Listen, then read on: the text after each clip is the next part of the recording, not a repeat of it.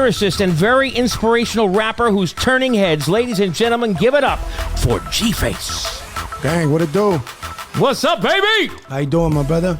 Good to have you here, man. Thank you for having me. I appreciate it. Got the outfit, got the glasses. All for y'all, all for High Jams. You already know. I saw you even on Instagram today, getting your beard all done and all for you. That's right. Last second running to the barber and all that. I love it. Welcome to the show, man. We've been talking for a while. I'm so glad we finally got together. Thank you for having me. I appreciate you. Yes, sir. 100%. Now, born in Armenia, right? Yes, sir. Leninekon. And real name's Yuri? Yuri Kachikian, yep. Now, that's normally, isn't that like a Russian name? It is a Russian name. So basically, my grandfather from my mother's side never had no boys. Yeah. So every time he had a child, it was a girl. So my mom, out of love and respect for her father, wanted to name me after him. So nice. Yuri Kachikian II. And what I did is continue the legacy and name my son Yuri Kachikian III. So very hopefully nice. he does that the same way. Okay. My grandfather was a father, a mother, more than anybody to me. He brought us to this country. Yeah.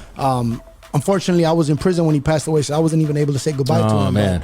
But, I tend to carry his legacy on, moving forward with his name and his last name. That's awesome. And growing up Armenia, what was your life like as a kid? Like, did you have a family with money, or did you have roof and shelter, or? So I'm not gonna lie to you. We were very well off in Armenia, but I'm from Leninakon. So anybody that don't know, in the 80s, the earthquake that happened, it happened literally in our city, well next to Spitak. So yeah. Even though we had money, I remember like it was yesterday, we would sit around with no lights, with no electricity. We would turn on and go away, you know what I mean? No water. It was really, really bad. So I never had a good childhood of that. But I did live in Odessa, Ukraine. I did live in Russia as a child. But when I was 9 years old, we moved to America, and I've been here ever since. Now, but growing up, even though you had... it seems like you had a loving family around you. Absolutely. You still, it was pretty hard times. Absolutely. Because of the whole just situation. Because of the way the life was. Me, like I said, growing up with my father being in and out, you know what I mean? Being separated from, my mom was raising 3 bad boys, bad little boys by herself. So, wow. How bad could it be? Especially over there, like there was no way of life. The government wasn't helping you out. It was bad. Every man was for himself. And that hardened you a bit. Absolutely. Kind of gave you that edge and all that. Yes, sir. Having to do having to do it all on your own. You were the man in the household, basically. Period. Yeah. Yes, sir. And I'm sure you have some proud moments, but I'm sure you have some not so proud moments. Very. Some of the choices you made as a kid and all that. Absolutely. But it made me who I am today. That's why I'm not afraid to speak about it. I'm not shy away from it. Like, it made me who I am today. I wouldn't take anything back. Sure. And you had mentioned, and I don't want to pry if it's not cool with you, but you had mentioned you didn't get to see your grandfather's memorial because you were in prison. What sent you to prison? So basically, the first time I went in, I was actually 14 years old. Back in 2000, they had this law called Proposition 21, where Governor Gray Davis, I don't know if anybody remembers, but he had a law that passed in a Prop 21. Any juvenile under the age of 18, if you committed any hideous crime, you could be charged as an adult, basically. So back then, if you were a juvenile, for instance, if you're a juvenile, you commit a crime, you go to juvenile hall for a few months, you're out. My case, I had a robbery, but it was me stealing some ice cream, right? But because of the fact that it was a robbery, they charged me as an adult. So the first time they gave me 6 years, okay? I was 14, I went in, I got out at the age of 21. But like I said, I fought my case for 2 years. So when I actually did go to prison, I was 16 years old. So imagine at 16, 17, 18, 19, 20, my cellmates were 40 years old. Yeah, they're adults. Yeah, adults. So at the end of the day, like, I've been stabbed in there. I remember when I first got there, I would cry to my mom, like, I don't know how I'm gonna do this. But eventually you become numb to it. It changes you. And what's messed up is society is they put you through there, and then they release you and they say, go ahead with civilized community and stay out there. So imagine that 6 years turned into me coming out worse than I could have possibly ever been, hardened, no reentry program, nothing.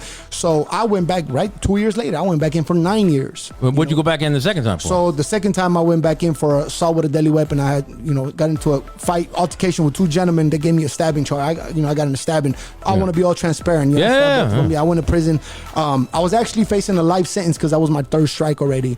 And I remember fighting my case for 2.5 years. It was just bad. Like, that's when you really know who's on your side. Family turns their back on you. Friends turn their back on you. Nobody wants to help you with lawyers. It was literally my wife by herself. Shout out. She is here today with me. She's great. I met her. She's great. She literally was the only one by my side. And as a matter of fact, she was 4 months pregnant with my second son when I went in. So it was like me being in jail, calling collect just to find out if it was a boy or a girl. Oh, that sucks. You know what I mean? So, man.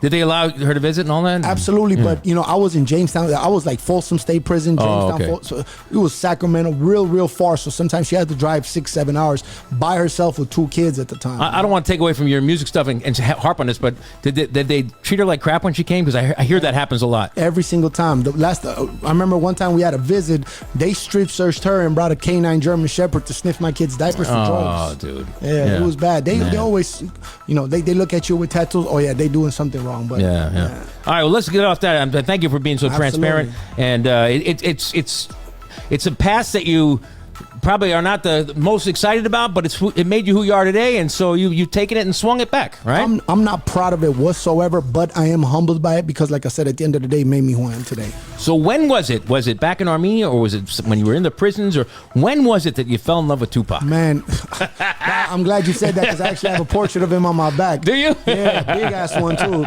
So honestly, I was around 10 years old, 11 years old. I used to literally, my first time I heard All Eyes on Me, and when they cussed on that song, I couldn't believe there was cursing. You come from Armenia, there is none of that. Yeah. So I remember writing down his songs on a piece of paper and just rapping it over and over and over. Yeah. And next thing you know, when I was in jail at the age of 14, 15, that was the only thing that made me, not stress and think about outside world. I would just write music. Nice. I sucked at it, but eventually I just kept. But were you practicing out loud and stuff like that? All the time, yeah. Were the prisoners supportive? They said I sucked really badly, but like I said, practice makes perfect. Like, yo, home, shut up. I never let them, I never let that put me down. I just let good. that energy, energize me even more.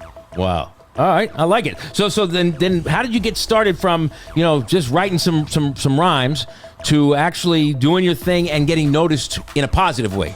So basically what got me noticed is everything I rap about is what I live, right? Yeah. So a lot of the times when it's somebody that doesn't live the life I live, they'll be like, oh, music is trash. But if it's somebody that's day-to-day living the life I live, they see it, you know what I mean? I put my everyday life on music, on the paper and the pad, you know what I mean? The real stuff, Absolutely. I just try to keep it, like I've had Super Sacco hit me up, I've known him for a long time, tell me, hey, nobody wants to listen to people doing drive-bys, You're a good-looking guy, do songs about women, do songs about, but I want to stay true to who I am. Sure. Yeah, you got to do your thing. Absolutely. I know that I've heard a couple songs about women from you, though.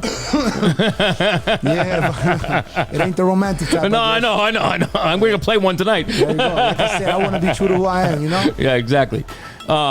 Actually, I was going to ask you later in the show about that, but well, you know what? I'll save it for later in the show because I got some good stuff for later. Tell us about. It was funny. I asked you, sent me because we don't. I'm just being transparent. We don't play a lot of your stuff because it's more of a pop 40, Kiss FM kind of thing. But we love it. It's not that we don't love it. It's just not common to our format. Too violent for the station. I get it. So I said, send me. I said to him, send me something, G-Face, that is maybe bleeped out or doesn't have any curses in it. And so I'm going to almost made me go back to the studio and do something fresh. I quoted you. You said, "Play bad MF because you only have to bleep a couple spots. It's not too bad, bro." It's like a video game with all the beeps in it. I know, man. I was trying to be politically correct. I did my best, though, man. A for effort, Well, tell me about this song, because we're going to play it after this quick break. Man, so you know what? That was when my man, MIC, Mickey Mook, everybody knows him from that Shorty Keep On Riding with Super Sacco. Basically, my brother, Goldman, produced that beat. That was when I fresh came out from prison doing the 9 years. Mm-hmm. He had that beat like, hey, G-Face, come on, I want you on this thing.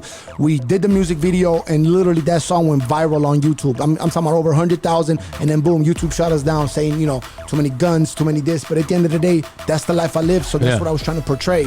Is that why you have the warning before the thing that says, hey, these guns are not real and all those lies? So honestly, I'm going to be honest with you. The reason I do that is for the simple fact that as messed up it is today, people are getting prosecuted. Rappers are getting prosecuted for their music. Oh, man. So just for you live in a lifestyle and you rap in a lifestyle that you live, people want to prosecute you to it. Yeah. YSL, Young Thug, Gunna, they're all getting charged RICO acts for their music. That's crazy. They're not even committing crimes. So you put that every time. I want people to understand I'm not glorifying the gun. Yeah, you just speaking your life. I'm speaking of what I've lived. I'm not glorifying it by all means because I'm not living that life anymore. Remember when this country used to celebrate free speech? Absolutely. Jeez. Yep.